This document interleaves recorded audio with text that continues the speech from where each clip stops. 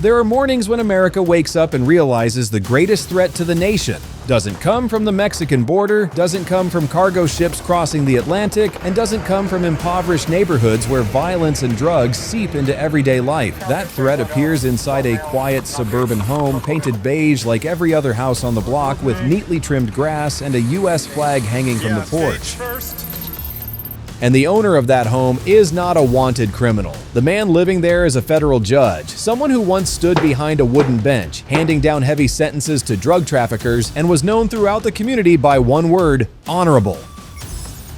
At 5:42 a.m. that morning, Cobb County was still wrapped in the stillness typical of a peaceful suburban dawn. Dry streets, dew-covered lawns, and darkened windows suggested a town not yet awake. But at the end of a quiet cul-de-sac in front of a two-story home indistinguishable from any other middle-class house, FBI and ICE armored vehicles had arrived in absolute silence. No sirens, no loudspeakers, no warnings. Only silhouettes in tactical gear spreading out gently, moving in formation like a surgical team preparing for a critical operation. The home belonged to federal judge Marcus Hale, described by Cobb County residents as honorable, ethical, and never abandoning the ideals of justice. But tonight, the secret he had hidden for years was finally about to surface.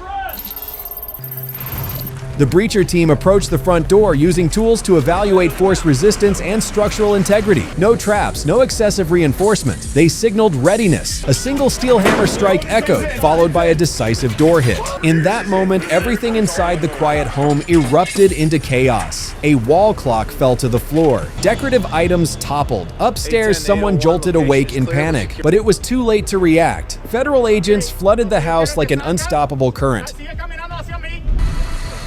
Within seconds, they cleared each room. The living room, the kitchen, the garage. Sharp, rhythmic shouts of "clear" filled the home. But when they moved down into the basement, everything changed. The basement didn't resemble a normal storage space. Its design, materials, and reinforcement all suggested the owner had something to hide. At the very back was an extremely thick steel door, completely mismatched with the rest of the house's structure. Agents brought out a battering ram. One heavy strike, and the hinge snapped open, revealing the hidden room. Inside, the first thing they saw was a false wall. Expertly constructed, smooth, uncracked, leaving no visible seams. Without prior intelligence, no one would have guessed what was behind it. A thermal scanner was deployed. The display showed irregular heat patches behind the wall, uneven temperatures, a clear sign of storage. A team member pried the panel loose. There, in the narrow gap between two walls, were 20 pounds of heroin neatly packaged, marked with symbols of a Venezuelan cartel. The packaging was clean, recent transport. Beside it sat a large safe containing approximately $2.4 million in cash, stacked in vacuum-sealed bundles of $100 bills like a professional trafficking warehouse. In large boxes at the corner of the room, dozens of firearms were stored. Customized AR-15, multiple Glocks with serial numbers scratched off, tactical pistols, and thousands of rounds of ammunition. The agent said nothing, but the truth was now undeniable. A federal judge, empowered to impose sentences on drug traffickers, had been storing the very same narcotics he once vowed to show zero tolerance for. But when they checked his phone, the truth became even worse. Messages on the phone revealed Judge Hale had been communicating with someone using the alias Tindagua, identified in federal records as a core figure of a Venezuelan cartel. The conversations detailed transport schedules, inspection avoidance routes, instructions to delay filings or reschedule hearings to create safe windows for shipments. One message forced agents to reread it 3 times. Run 38 loads this quarter. Same route. No roadside interference. According to federal archives, each load carries 50 to 120 pounds of heroin or fentanyl, meaning nearly a ton of narcotics had been protected by him in just 3 months. The financial audit that followed was even more horrifying. The forensic team uncovered a network of 47 shell companies spread across Delaware, Panama, and Curacao. No real offices, no employees, no operations. They existed solely to legitimize cartel cash. Over 6 years, $41.7 million of cartel money had been funneled through these accounts, laundered, and transformed into investments or business income. Large portions of it returned to Georgia through real estate purchases, consulting contracts, and legitimate expenditures, all under entities tied to Judge Hale. Even more terrifying was the fact that he wasn't acting alone. Phone logs and emails revealed numerous routine meetings with local officials. 12 county officials, 3 senior law enforcement officers, all received maintenance payments, which were in reality bribes for silence and cooperation. The transfers aligned perfectly with the timings when drug shipments passed through without inspection. Some payments were disguised as consulting fees, security expenses, or community support. When the FBI realized the true scale of the case, everything shifted from investigation to dismantling the network. The operation was officially named Operation Crosscut, a mission designed to slice straight through the cartel's entire trafficking corridor along the southeastern United States. Search warrants and arrest orders were signed in absolute secrecy. In the days that followed, on a Thursday morning, coordinated raids erupted across 7 states: Georgia, Florida, Texas, New Jersey, New York, Illinois, and Alabama. In Savannah, unmarked SUVs pulled up beside a row of old riverfront warehouses. The exterior looked rundown, but inside were vacuum sealers, plastic barrels, and industrial packaging equipment. Chemical residue coated the floors. When tactical units breached the building, several operators attempted to run toward the shipping exits, but drones had already sealed off every escape route. No one got away. In Houston, a small industrial facility, appearing from the outside like a temporary office, was actually a fentanyl conversion and repackaging site. 2 armed guards tried to flee through the rear entrance, but were caught by K-9 units within seconds. Inside the main room, crates of precursor chemicals, large bags of powdered fentanyl, and full-sized industrial mixing tables remained untouched. The largest confrontation unfolded in New Jersey, where a major trucking distribution hub was acting as the command center for a cartel brokerage group. As agents approached, dozens of workers dropped their clipboards and scattered among rows of shipping containers. One suspect hid inside a refrigerated container, but thermal cameras located him within minutes. Inside the facility, millions of dollars in cash were sealed in steel crates, along with accounting ledgers listing 21 officials receiving cartel payroll. In total, the operation seized 1.8 tons of narcotics, including heroin, fentanyl, and methamphetamine. $142 million in cash and assets were confiscated or frozen. 324 firearms were recovered, but the most important items were the documents: payment calendars, encrypted logs, transfer ledgers, and even personal appointment notes detailing scheduled meetings with officials. One handwritten note was considered the most damning piece of evidence: Hale guarantees clearance, do not deviate. In the following days, the American public was stunned. Live news broadcasts showed officials being escorted away in handcuffs.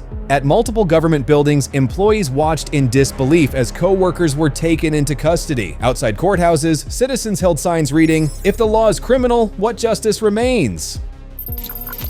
Inside public agencies, the collapse spread quickly. 2 police chiefs resigned, a city council held a closed-door session for nearly 9 hours, and numerous officials demanded their personal files be re-reviewed. 184 individuals were recommended for prosecution, including judges, police officers, city employees, and cartel brokers. Meanwhile, Marcus Hale was held without bail. When he was escorted through the courthouse hallway, he said nothing, looked at no one, only kept his head bowed. His silence did not resemble denial. It felt like a bitter admission that the network had grown far too large for him to escape. After a week, federal situation rooms were overflowing with evidence. What began as a raid on a quiet suburban home had become one of the largest corruption and narcotics cases in the United States in years. The numbers were not just statistics: 1.8 tons of drugs capable of causing hundreds of thousands of overdoses, $144 million enough to sustain cartel operations for years, and more than 180 individuals involved, enough to cripple multiple government agencies. But what enraged the public the most was not the drugs or the money. It was the betrayal by those sworn to protect them. A judge, police officers, city officials, all working together to build a protective shield for the cartel. They turned the law itself into armor for criminals, opening the door for violence, addiction, and death to seep into their communities. The case did not end with gunfire or car chases, but with a cold, unforgiving warning. Drugs do not come from outside. They flow through the holes in the system. When the guardians of the law become the breakers of the law, every boundary between justice and crime dissolves. Yet within this case, people also saw something else: that there are still those willing to drag light into the darkness. The investigative agents, the financial analysts, the whistleblowers, and the honest public servants who refuse to remain silent. When Marcus Hale was brought before the court for preliminary hearings, no one could recognize the confident judge he once had been. The courtroom, the same chamber where he had handed down verdicts for years, now stood silent with its polished wooden podium and the American flag hanging behind him. The room had not changed, but what had happened behind its doors had shaken the public's faith in the entire system. And that was the most painful price. Not the drugs, not the guns, but the collapse of trust. Once trust has been sold off, the damage lingers for years, sometimes for generations. In the end, when Marcus Hale was escorted down the corridor of the federal courthouse, hands cuffed, a cold gray prison uniform draped over his shoulders, this case was no longer the story of a single man. It had become a cross-section image of the system itself, a place where someone entrusted with the power to protect justice had instead turned that power into a key that opened the door for crime to seep into America. What the FBI seized, 1.8 tons of narcotics, hundreds of firearms, $144 million in assets, was only the visible tip of a machine that had been operating for years. That machine was greased by cartel money, protected by officials willing to trade away the trust of entire communities for a few quiet bank transfers. A network not built by street criminals to office buildings to the polite greetings of the public. And when the courtroom lights finally went dark, what remained was not shock, but a far more unsettling question. If a judge can betray the country, how many other layers of protection have already been breached without us noticing? But the Marcus Hale case also left behind something else. The very thing Beyond Military always points out. In every system, no matter how rotten, there are still people who stand up. Agents who went sleepless for months, analysts who followed every small transaction like tracing stones along a muddy riverbed, action teams who moved through the dark to bring light into a house that looked perfect from the outside. They did not fight with guns and bullets, they fought with persistence, with data, with the belief that truth, once exposed, can shift the entire balance. And if you've watched this far, then you already understand what we always emphasize. Stories like this are not just news. They are reminders of how a nation is protected, not only by its military, not only by its laws, but by every citizen who chooses not to look away. If you want to continue following deeper analysis, investigations the mainstream media won't touch, and stories not everyone dares to tell, hit subscribe so we can keep uncovering the layers of truth hidden beneath the calm surface.